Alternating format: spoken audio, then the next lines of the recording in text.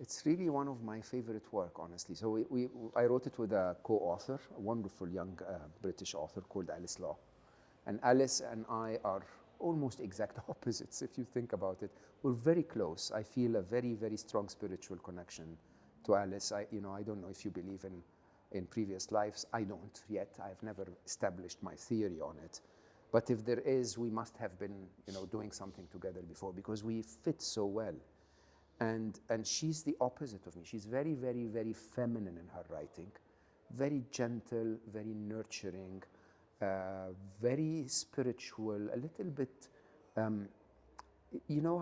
don't know if you read Women Who Dance with Wolves. I don't remember if the title is correct, but when a real masculine man reads that book, he understands nothing at all, right? It's a very different language. It's a little more in flow. It's very, very poetic. And I'm a freaking engineer, right? So I write everything so accurately and then edit it and make it shorter and then make it shorter. And if I can turn it into bullet points, and like I'm almost writing engineering manuals about happiness and stress and so on. And so the mix between us softened the book in a way and made it so comprehensive. We were just submitting a new edit last week, and I just love that work. I really do.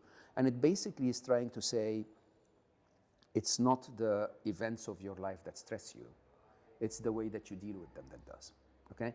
And that, from a scientific point of view, there are so many reasons to be stressed in the modern world. There are so many traumas in the modern world. Most people don't realize that 91% of all of us will have at least one PTSD-inducing event in their life, okay? Some will have many, but at least one. And PTSD is the extreme of trauma, right? But surprisingly, 96% of them will recover within 3 months. So 96% will recover. It's not trauma that gets us.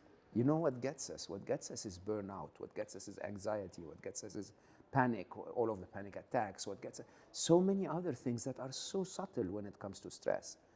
And we're taking a very, very logical approach at the beginning of the book.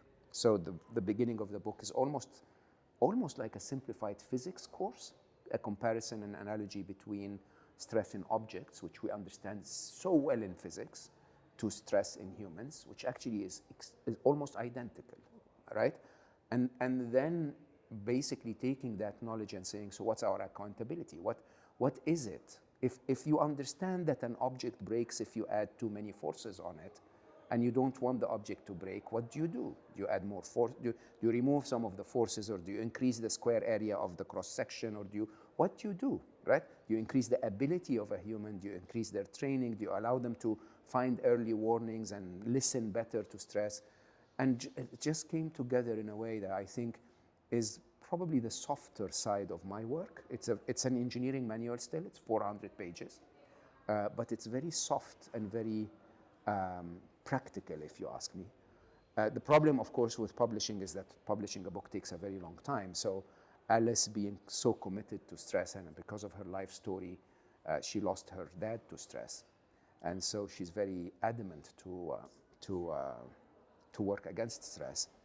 And so she basically couldn't wait for the publishing industry. So we started this online community, if you want, unstressable.com, that's been extremely successful at delivering the promise. And the promise is not to take you out of stress, but the promise is to keep you unstressable so that future stresses don't get to you.